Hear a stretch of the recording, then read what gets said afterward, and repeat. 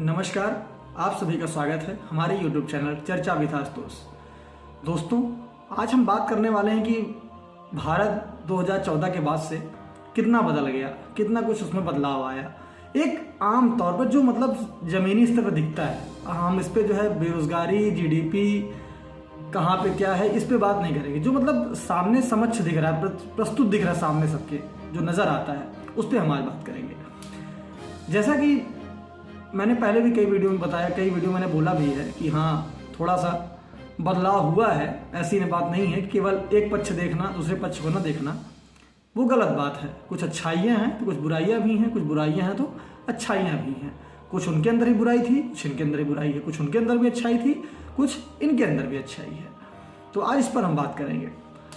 जैसा कि हम लोग को खूब अच्छे से याद है, सन 2014 से पहले जब यूपीए की गवर्नमेंट हुआ करती थी, तो ज़मीनी स्तर पे जो दिखता था, सबसे बड़ी समस्या दिखती थी कनेक्टिविटी की, रोड की समस्या। मतलब ये सबसे बड़ी समस्याओं में एक थी कि कहीं जाना हो तो बहुत दिक्कतें होती थी, रोड वगैरह बढ़िया नहीं होती थी, हर तरफ गड्ढे, हर तरफ मतलब बहुत समस्या होती थी। ये बहुत बड़ी समस्या थी रोड की। और दूसरी सबसे बड़ी समस्या थी फ़ोन कॉल। भाई मतलब टेक्नोलॉजी में मुझे लगता है भारत बहुत ही पीछे था, बहुत ही पीछे था। आम तक मैं बात करूँ, जो आम आदमी तक जो बातें पहुँचती हैं। अब ये नहीं कि इसरो की स्थापना हो गई थी, वहाँ पे जो है भेज रहे थे, ये कर रहे थे, वो कर रहे थे, बम बन रहा था, बारूद बन रहा था, परमाणु बम हो गया, इससे मतलब नहीं है। जो मतलब आम आदमी तक बात पहुँचती है, बिजली की समस्या थी, पानी की समस्या थी, लोगों के पास मकान नहीं थे, जो गरीब थे, बहुत दिक्कतें हुआ करती थी उनके पास। मतलब योजनाएं आती थी लेकिन ज़मीन पर नहीं उतर पाती थी।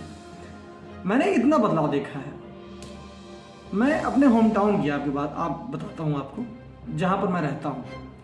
हमारा होम टाउन उत्तर प्रदेश के high court, Allahabad high court से मात्र 11 किलोमीटर है, 11 से 12 किलोमीटर दूरी पे है। लेकिन मैं आपको बताऊँ, 2014 के पहले आप हो सकता है शायद लगे कि मैं झूठ कह रहा हूँ, समझ रहे हैं आप? हो सकता है मेरी बात पे आप लोग को जो है एक तरह से कह सकते हैं आप अचंभित हो रहे हो कि मात्र इतनी दूरी पे इनका घर था, होम टाउन है इनका जो है। मैं आपको बता रहा हूँ, मात्र इतनी दूरी पे था। एक से एक बड़ी बड़ी संस्थाएं, सरकारी संस्थाएं हमारे प्रयागराज में मौजूद हैं। और प्रयागराज मेन शहर से हमारा होम टाउन मात्र 10 से 12 किलोमीटर दूर हुआ करता था। लेकिन यहाँ की मैं बात बता रहा हूँ, लाइट की व्यवस्था आपको सुनकर लगेगा एक बार, एक हफ्ते दिन आती थी, एक हफ्ते रात आती थी, कभी कभी तो आती ही नहीं थी। अगर ट्रांसफार्मर जल जाता था अगर, तो वो बनता ही नहीं था। मतलब एक महीने आप भूल जाइए लाइट कि लाइट भी मिलेगी आपको। एक महीने लाइट ही नहीं आती थी, एक महीने तक लाइट नहीं होती थी। ये हाल हुआ करती थी लाइटों की। और मात्र 11 किलोमीटर का सफ़र करने में 1 से 1.5 घंटे का समय लग जाता था। इतने जाम लगते थे, मतलब रोडें एकदम छोटी छोटी थी। भाई नेशनल हाईवे है, ये नेशनल हाईवे है, लखनऊ जाने के लिए नेशनल हाईवे है। लेकिन रोड हुआ करती थी केवल 2 लेन की, एक गाड़ी जाएगी, गाड़ी आएगी, बस हो गया, इससे ज़्यादा कुछ नहीं। ओवरटेक भी करना है तो आप ओवरटेक नहीं कर सकते हो। ये हालत होती थी रोडों की, और बड़े बड़े गड्ढे रोडों पे हुआ करते थे। ये 2014 की मैं बात, पहले की बात बता रहा हूँ मैं, ये हाल हुआ करता था यहाँ पे। बाकी जब इतनी यहाँ पे इतनी दिक्कत थी, जो शहर से इतना निकट है, तो मैं कहता हूँ यार, जो बहुत शहर से जो बहुत दूर दूर जगह हैं, वहाँ तो क्या ही स्थिति रही होगी। मुझे लगता है बहुत ही बुरी स्थिति वहाँ रही होगी, यहाँ से बुरी स्थिति वहाँ रही होगी। और मुझे लगता है आज भी बहुत जगह पे स्थिति खराब है। बिहार वगैरह में आज भी वैसी ही स्थिति है, बहुत दिक्कतें हैं वहाँ पे, लाइट वगैरह दिक्कत है, रोड की दिक्कत है, हर तरह की दिक्कतें वहाँ आज भी मौजूद हैं। तो आखिर ये बदलाव, इसको पब्लिक महसूस करती है। हमारी तरफ जितनी भी विधानसभा सीट है, जितने भी जो है संसदीय क्षेत्र है, जो सभी पे जो है बीजेपी के कैंडिडेट जीते। 2014 में भी जीते थे, 2019 में भी जीते, हमारे यहाँ बीजेपी कैंडिडेट जीते। तो ऐसा नहीं वो हवा में जीत गए, काम दिखा लोगों को, लोगों ने महसूस किया कि यार सच में बदलाव हुआ। आज हम लोग को इतना दिक्कत नहीं होती है आने जाने में। आज हमारे यहाँ 24 आवर लाइट उपलब्ध है, लाइट ही नहीं कटती है। आज हमें प्रयागराज पहुँचने में, हाई कोर्ट पहुँचने में मात्र 15 से 20 मिनट लगता है, बस, इससे ज़्यादा नहीं लगता है। 15-20 मिनट, 20 मिनट तो हद है, 20 मिनट ज़्यादा नहीं लगता है पहुँचने में यहाँ से। ये आप सोचिए, ये बदलाव तो हम पब्लिक महसूस कर रही है इसको। और मुझे लगता है कि बदलाव मैं महसूस कर रहा हूँ, ये बदलाव और जगह लोग महसूस कर रहे होंगे, तभी तो जीत रहे हैं ये चुनाव। 2014 में भी जीत गया, 2019 में भी जीत गया ये। तो कुछ तो वजह होगी, तभी जीत रहे हैं, तभी पब्लिक वोट दे रही उठा के। ऐसा तो है नहीं कि सब मैनिपुलेट हो जा रहे हैं, सबको बहका लिया जा रहा है, ऐसा नहीं है। सामने प्रत्यक्ष काम दिखा लोगों को। देखिए, मैंने एक बार आपसे कहा था ना वीडियो में कि वोट कौन देता है? निम्न वर्ग का आदमी वोट देता है, जिसको रोज कमाना खाना है। जिसको रोज कमाना खाना है वो जीडीपी देखने नहीं जाएगा, वो ये देखने जाएगा बेरोजगारी किस हद तक है। उसको तो काम मिल ही जा रहा है, लोग घर बन रहा है, कुछ भी बन रहा है, उसको 300-400-500 रुपये महीने दिन में रोज कमाना है, वो उसको मिल ही जाता है। तो वो ये देख के वोट देने जाता है। तो वोट देने वही जाते हैं, वो मैंने आपको पहले ही बता चुका हूँ मैं ये वीडियो में कि वोट देने जाता कौन है। ये बड़े बड़े कोठी बंगले एसी वाले लोग वोट देने जाते हैं, ये बस बैठ के ट्वीट करते हैं खाली। तो ये बदलाव देखने को मिला। आम मैं बदलाव बता रहा हूँ आज आपको। 2014 से पहले सिलेंडर, जो गैस सिलेंडर होता था, एलपीजी सिलेंडर, उसके लिए आप सुबह से लाइन लगती थी, शाम हो जाती थी, नंबर आते आते कि अब शायद मिल जाएगा, अब शायद मिल जाएगा। खड़े रहते थे, हम लोग स्वयं खड़े हुए हैं, मैं स्वयं जाके खड़ा हुआ हूँ। सुबह लाइन लगा के 2-2 बजे तक, सुबह 5 बजे पहुँच जाता था, 1:30 से 2 बज जाता था सिलेंडर मिलने में। लाइन लगा खड़े रहते थे कि अब मिल जाएगा, अब मिल जाएगा। हाँ, वो अलग बात है, उसमें 400-500 में सिलेंडर मिल जाता था, वो अलग बात है। आज सिलेंडर 1100 मिल रहा है, ये भी अलग बात है, ठीक है। लेकिन मैं कहता हूँ 2014 में, मुझे लगता है कि हो सकता है मेरी बात थोड़ा लोगों को लगे कि मैं बीजेपी के पक्ष में बात कर रहा हूँ। मुझे लगता है कि 2014 में हमारे घर पे इनकम जो है बहुत कम हुआ करती थी। फिर जो गवर्नमेंट जॉब थी उसमें जो है तनख्वाह बहुत कम होती थी, इतनी तनख्वाह नहीं होती जितनी आज तनख्वाह है। अगर उस हिसाब से मैं देखूंगा तो मेरे हिसाब से तो 1100 सिलेंडर मेरे लिए कोई ज़्यादा नहीं है, मैं उसको आराम से ले रहा हूँ, कोई दिक्कत नहीं हो रही मुझे। उस समय भी दिक्कत नहीं होती थी, आज भी दिक्कत मुझे नहीं हो रही है, मैं ले लेता हूँ सिलेंडर। हो सकता है भाई कुछ लोगों को दिक्कत हो रही होगी, जो बहुत निम्न वर्ग से लोग हैं, जिनके पास नहीं है पैसा, जिनके पास नहीं दिक्कत है, उनके तो यार 10 रुपये बहुत है। उनके मुझे लगता है कि 300 का भी सिलेंडर मिलेगा तो भी उन्हें लेने में दिक्कत होगी, ठीक है। किसी के लिए करोड़ रुपये भी कुछ नहीं होता है, किसी के लिए 10 रुपये बहुत बड़ी बात होती है। समझ रहे हैं आप मेरी बात को, मैं क्या कह रहा हूँ? तो दिक्कतें तो हैं, इसमें कोई दो राय नहीं है। महंगाई है, बिल्कुल महंगाई है, इस पर थोड़ा कम होना चाहिए। सिलेंडर वगैरह 1100 नहीं होना चाहिए, ज़्यादा से ज़्यादा 800, 700, 800 में मिलना चाहिए, क्योंकि ये आम इस्तेमाल करने वाली चीज़ है, ये इतनी महंगी नहीं होनी चाहिए। इस बात से मैं सहमत हूँ, पूरी तरह सहमत हूँ, इसमें कोई किसी प्रकार का वो नहीं है। मैं सहमत हूँ इस बात से कि थोड़ा महंगाई है, लेकिन वो समस्या जो होती थी आज वो समस्या नहीं होती। आज फ़ोन करते हैं, बुक हो जाता है सिलेंडर, मात्र 2 दिन या 1 दिन के अंदर सिलेंडर आके दरवाजे पे रख के चला जाता है, पैसा लेता है, जाएगा, सेट भी कर देगा, चला जाएगा। ये सुविधा दिख रही है सामने, प्रत्यक्ष से नजर आ रही नहीं, ये सबको दिख रही है। इसमें कोई भला नहीं कर सकता कि नहीं ऐसा नहीं हो रहा है, हो रहा है ऐसा, कोई दिक्कत नहीं है। आज लगभग हर एक गांव में पानी की टंकियों का निर्माण किया जा रहा है, हर एक गांव में, हर एक क्षेत्र में निर्माण किया जा रहा है कि सबके घर तक पानी पहुंचे, सबको जो है शुद्ध जल मिले पीने के लिए, किसी को दिक्कत ना हो, किसी को समस्या ना हो पानी की। ये व्यवस्थाएं की जा रही हैं आज, वो पहले नहीं हुआ करती थी। आती थी व्यवस्था, आपने सुना होगा वक्तव्य कभी राजीव गांधी ने कहा था कि मैं 1 रुपये भेजता हूँ, मात्र 15 पैसे पहुँचता है पब्लिक तक, 85 पैसे लोग खा जाते हैं। उन्होंने बहुत बड़ी बात कह दी थी कि मुझे लगता है कि बहुत सोचना चाहिए था इस बात पर कि मतलब आप कैसे प्रधानमंत्री हैं कि आप भेज रहे हैं और पैसा पहुँच ही नहीं रहा है लोगों तक। कैसे प्रधानमंत्री हैं आप? 85% लोग पैसा खा जा रहे हैं, 85 पैसे आप संभाल ही नहीं पा रहे हैं कि 85 पैसे खा कौन जा रहा है, आप इससे विचार नहीं कर पा रहे हैं। तो मुझे लगता है ऐसा रोड भी आती रही होगी और बन ही नहीं पाती होगी, सब पैसे ही खा जाते होंगे, कमीशन खा जाते होंगे पूरा। तो सरकार की गलती है, ऐसा बात नहीं है सरकार गलती नहीं है। ये तो वही हाल हो गई ना जो प्रधानमंत्री मोदी जी कहते नहीं कि रेनकोट पहन के नहा लेना, ये तो वही हाल होगी ना। अरे हम तो दे रहे हैं, नहीं पहुंच रहा है तो हम क्या करें? काहे नहीं पहुंच रहा है? आज कैसे पहुंच रहा है? आज कैसे पहुंच रहा है भाई? मोदी जी ने जब पदभार संभाला प्रधानमंत्री का, उन्होंने एक योजना लाई थी जब बैंक खाता खोलने के लिए 50 करोड़ बैंक खाते खुले। आप सोच सकते हैं 50 करोड़ बैंक खाते अब तक खुल चुके हैं। उस दिन रिपोर्ट आई थी 50 करोड़ बैंक खाते, मतलब उसमें बहुत लोग पास खाता रहा होगा। ऐसी बात है कि सब जितने लोग खाता खुला किसी के पास खाता नहीं था, हो सकता है बहुत लोग पास खाता रहा भी होगा, लेकिन वो फिर खुलवा लिए होंगे अपना, ठीक है, ऐसा भी हो सकता है। लेकिन सोचिए आप, आज उन खातों में 2,63,000 करोड़ रुपए जमा है। अब आप सोच सकते हैं इतना पैसा जमा है उन खातों में। अब वो पैसा सरकार के काम में तो आ रहा है। अब सोचिए 50 करोड़, मान लीजिए कोई 500 भी रखा होगा, 1000 भी रखा होगा, तो आप जोड़ लीजिए कितना पैसा हो गया। वो सरकार उसको इस्तेमाल कर रही है। कोरोना काल आया, सबको जो है 500-500 रुपए दिए गए उन खातों में, कुछ तो राहत मिली यार। देखो यार, मुझे लगता है कि जहाँ कुछ नहीं, कुछ से बहुत होता है। जहाँ कुछ नहीं मिल रहा है, मुझे लगता है कि यार थोड़ा बहुत ही बहुत होता है। ऐसी बात नहीं, पब्लिक को यार यही सब चाहिए होता है। कोरोना काल से लगातार राशन बांटे जा रहे हैं, लोगों तक पहुंच रहा है, राशन पहुंच रहा है, लोग खा रहे हैं। ठीक है, इतना बड़ा देश है हमारा, कोरोना वैक्सीन लगी सबको, फ्री में सबको वैक्सीन लगी, 1 रुपया किसी को नहीं देना पड़ा। ये अपने आप में बहुत बड़ी बात है। मुझे लगता है विश्व के और किसी देश में शायद फ्री नहीं लगा है, मुझे लगता है यहाँ तक कुछ ना कुछ देना पड़ा है पैसा। हमारा देश फ्री में वैक्सीन लगाया सबको फ्री में वैक्सीन लगी, किसी से कोई पैसा नहीं लिया गया। क्या इसकी तारीफ नहीं होनी चाहिए?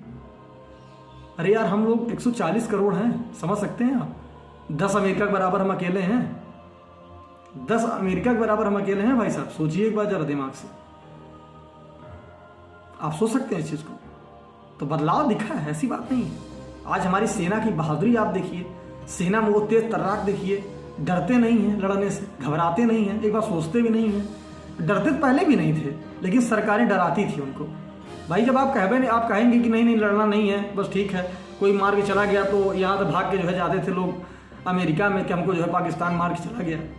आज हमारा प्रधानमंत्री ऐसा नहीं है, वो सीधा कहता है, मुंह तोड़ जवाब देंगे, जिस भाषा में समझोगे उस भाषा में समझाएंगे, लेकिन समझना पड़ेगा तुमको, लेकिन बर्दाश्त नहीं होगा। आज ट्रेनों की स्थिति आप देख लीजिए, सामान्य में बातें बता रहा हूँ, ट्रेन की स्थिति आप देख लीजिए। 2014 पहले मैं सफ़र किया करता था, स्लीपर वगैरह यार क्या बताऊँ, एकदम गंदा जैसा लगता था बिल्कुल, ना तो सीटें साफ, ना तो ट्रेन साफ, बाथरूम में चले जाओ शायद बाथरूम जाने का मन ना करे, ये स्थिति हुआ करती थी, इतनी गंदगी हुआ करती थी उस टाइम। आज ट्रेन में आप जाइए, स्लीपर हो, जनरल हो, आप ट्रेन देखिए, आपको लगेगा कि वाह क्या बात है। स्टेशनों पे आप जाकर देखिए, लगेगा आपको स्टेशन, वाह क्या बात है। स्टेशन के बाथरूम, स्टेशन के मतलब कुछ भी आप देखिए जाकर, वेटिंग हॉल, एसी लगे हुए हैं वेटिंग हॉल में। हो सकता है कि कुछ ही लगे हों, हो सकता है पूरे देश में भी ना लगे हों। हम ये नहीं कह रहे भैया पूरे देश में लग गया, ये मत सोचिएगा मैं कह रहा हूँ पूरे देश में लग गया, लेकिन मेरे यहाँ लग गया है, हमारे प्रयागराज में लग गया है, लगा हुआ है। बेहतरीन व्यवस्थाएं हैं स्टेशन पे, और बेहतर बनने जा रहा है। हमारे यहाँ महाकुंभ का आयोजन होने वाला है 2025 में, और बेहतर बनने जा रहा है, बहुत ही शानदार बन के तैयार होने वाला है स्टेशन हमारे यहाँ के, देखने लायक वर्ल्ड क्लास के स्टेशन बनने जा रहे हैं हमारे यहाँ। आज हमारा प्रयागराज बहुत बदला दिखता है। 2014 पहले प्रयागराज हमारे कुछ नहीं नजर आता था, बस हमारे यहाँ संगम था, बस ये होता था, हाँ संगम में मेला लगता था हर साल, यही होता था हमारे यहाँ, बाकी ना कोई खूबसूरती नजर आती थी, ना कोई घूमने। आज देखिए प्रयाग में कितने घूमने के लिए कितनी बढ़िया बढ़िया चीज़ें, आप रोड पे निकल जाइए, कितना रोड देखने में अच्छा लगता है, चारों तरफ रंग बिरंगे फूल लगे हुए हैं, जो है पुलों पर जो है पेंटिंग की हुई है, देखने मतलब एक संस्कृति कल्चर एक दिखता है अपना, देखने में कितना प्यारा सा लगता है, देखने में सुंदर लगता है, आकर्षित करता है ये सब चीज़ें। तो ये सब चीज़ें पब्लिक देखती है, ये पब्लिक देख के महसूस करती है यार कितना खूबसूरत लग रहा है यार हमारा प्रदेश, कितना खूबसूरत लग रहा है यार हमारा प्रयागराज, आज कितना प्यारा लग रहा है। तो जब सब वोट देने जाते हैं तो ये सब देख के जाते हैं, वोट देने जाते कहते हैं यार बड़ा अच्छा लगता है यार, ये यही नहीं वोट देंगे यार, यही रहे ज़्यादा सही रहेगा, ये चमकाए रहते हैं, मज़ा आता है देख के, अच्छा लगता है। समझ रहे हैं आप, ये होता है। जैसे मैं कहता हूँ मैं बीजेपी को सपोर्ट करता हूँ, थोड़ा बहुत सपोर्ट करता हूँ, मैं कुछ बातों पर बीजेपी को सपोर्ट करता हूँ। जहाँ राष्ट्रवाद का मुद्दा है, मुझे लगता है बीजेपी मच बेटर है यार, मुझे लगता है जहाँ तक राष्ट्रवाद से किसी प्रकार का समझौता बीजेपी नहीं करती है, किसी भी प्रकार का। जहाँ राष्ट्र की बात है बीजेपी पहले खड़ी दिखती है, वो ऐसा कोई कार्य नहीं करेगी कि जो राष्ट्र विरोधी हो जाए, ऐसा कोई काम नहीं करेगी, ना ऐसा कोई वक्तव्य देगी। कभी बीजेपी विपक्ष में रही है, ऐसी बात नहीं है, विपक्ष में भी रही है, लेकिन उसने कभी भी नहीं कहा कि कार्य के लिए धुआं दिखाओ मुझे, ऐसे कैसे हम मान लें, ये हुआ तो मुझे दिखाओ। लेकिन हमारे यहाँ जो अब विपक्ष बना वो तो सब कुछ मांग लगता है, युद्ध हो गया, एयर स्ट्राइक हो गई, सबूत दिखाओ, कहते हैं सबूत दिखाओ, ये दिखाओ वो दिखाओ, ऐसे कैसे हो गया, कहीं कुछ हो जाता है कहते हैं मोदी ने करा दिया। मतलब ये थोड़ा सा गंदा सा लगता है। कोई भी हमला होता है हम कहते हैं मान लो यार कुछ बात हुई ही हो, मान लो, लेकिन यार पब्लिक में पूरा खड़े होकर एक न्यूज़ चैनल पे बैठ कर अगर ये कह देना कि ये मोदी जी ने हमला करवाया है हमारे सेनाओं पर, कहीं ना कहीं यार अपमान होता है, पूरे देश का अपमान होता है। इससे जो विदेशी मीडिया होती है ना, उसको हाईलाइट करके दिखाती है कि देखिए वहीं प्रधानमंत्री, वहीं के जो है नेता ही कह रहे हैं कि हमारे प्रधानमंत्री हमला करवाए हमारे सेना के ऊपर चुनाव जीतने के लिए। तो यार ये थोड़ा गंदा लगता है, मुझे लगता है ये थोड़ा सा ध्यान रखना चाहिए इस बात को, मुझे जहाँ तक लगता है। और भी चीज़ें आप अगर महसूस करके देखिए, जैसे बहुत चीज़ें हैं भारत में जो बदलाव हुआ है, छोटी छोटी चीज़ें हैं जो बदलाव हुई हैं। मैं यार बात नहीं कर रहा हूँ कि बेरोजगारी है बहुत ज़्यादा, ये है बिल्कुल है, बेशक है, बेरोजगारी भी है, दिक्कत भी है, महंगाई भी है, सब कुछ है, लेकिन प्रत्येक जो सामान अभी सामने जो दिख रहा है, वो चाहे इंफ्रास्ट्रक्चर की बात हो या तो किसी भी तरह के विकास की बात हो, जैसे लाइट है, पानी है, घरों का निर्माण हो रहे हैं, गरीबों के मकान बनाए जा रहे हैं प्रधानमंत्री आवास योजना के तहत, जहाँ पर न किसी जात बिरादरी धर्म किसी को नहीं देखा जा रहा है, सबको जो जरूरतमंद है उसको दिया जा रहा है। आज सरकार की जो योजनाएं हैं, जो पैसे दिए जाते हैं सीधा डायरेक्ट ट्रांसफर किया जाता है, सीधा अकाउंट में आता है, कोई बिचौलिया नहीं, सीधा अकाउंट पैसा गिरता है जाके, बात खत्म, कोई पैसा उसमें नहीं मार सकता है उसका बीच में से। ये सब बदलाव यार तो आप महसूस नहीं कर पा रहे हैं, ये पब्लिक महसूस कर रही है।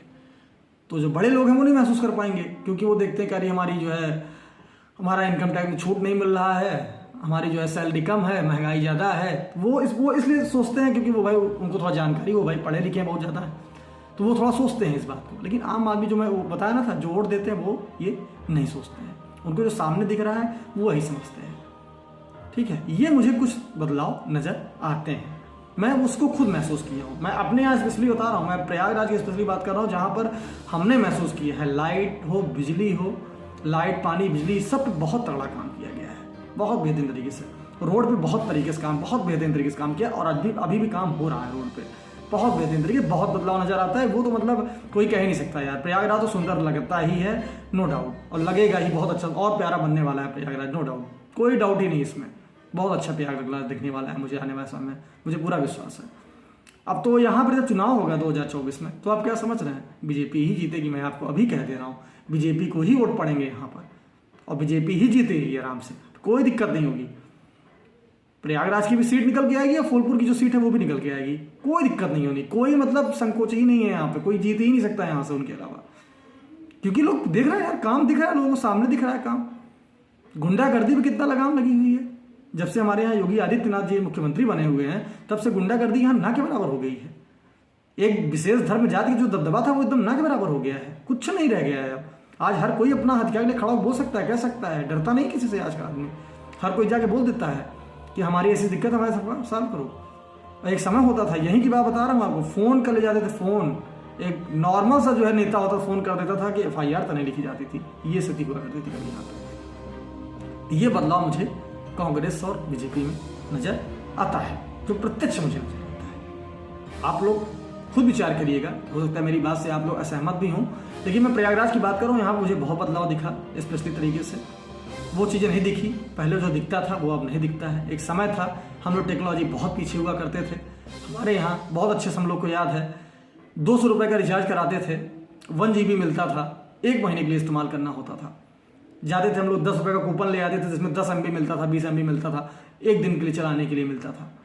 रिचार्ज कराओ फोन, तो फोन रिचार्ज कराओ अलग से, और बतियाने के लिए अलग रिचार्ज करना पड़ता, टैरिफ मिलती थी, टैरिफ डालना पड़ता था कि जिससे 30 पैसा 40 पैसा लगे बात करने में, ये हालत हुआ करती थी। आज फ्री बतियाइए, कोई दिक्कत नहीं, 300-400 रिचार्ज कराइए, नेट भी चलाइए ज़रा जबरदस्त, कोई दिक्कत नहीं है, आराम से आप जो है, कोई दिक्कत भी नहीं है, आराम से जितना देर बतियाइए, कोई पैसा वैसा नहीं लग रहा है। सोचिए पहले यार, बदलाव हुआ कि नहीं, नजर आया कि नहीं बदलाव।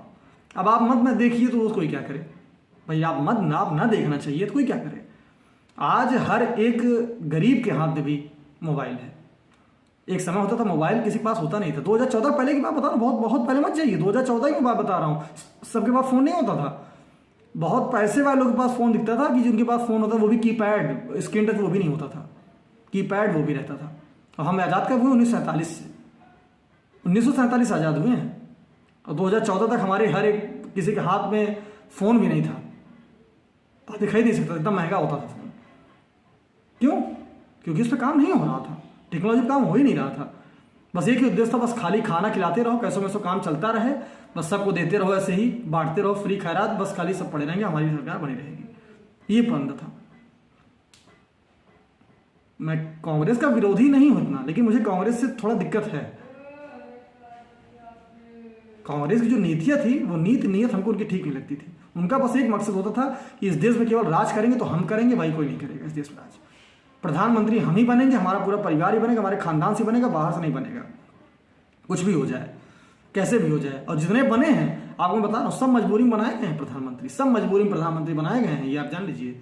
जितने प्रधानमंत्री बने थे, क्योंकि कोई था ही नहीं बनने के लिए इनके यहाँ, क्योंकि सरकार पर बहुमत में होती नहीं थी, तो कोई समर्थन नहीं देगा बनने के लिए सोनिया गांधी को, सोनिया गांधी प्रधानमंत्री बन जाए, मजबूरी में बनती थी। तो आप लोग विचार करिएगा कि मेरी बातें किससे आप कितना सहमत हैं। अगर आपके यहाँ पे कुछ बदलाव हुआ है तो आप कमेंट करिए, आप इस बात को आप सोचिए, खुद सोचिए, विचार करिए। अगर मेरी बातों से आप सहमत हैं तो एक लाइक जरूर करिएगा, ठीक है। इसको आप अगर अच्छा लगे आप उसको शेयर भी करिए। तो इसी बात पर हम अपनी चर्चा को समाप्त करते हैं, फिर हम किसी दूसरे टॉपिक पर चर्चा करेंगे। तब तक के लिए हमें इजाज़त दीजिए, नमस्कार।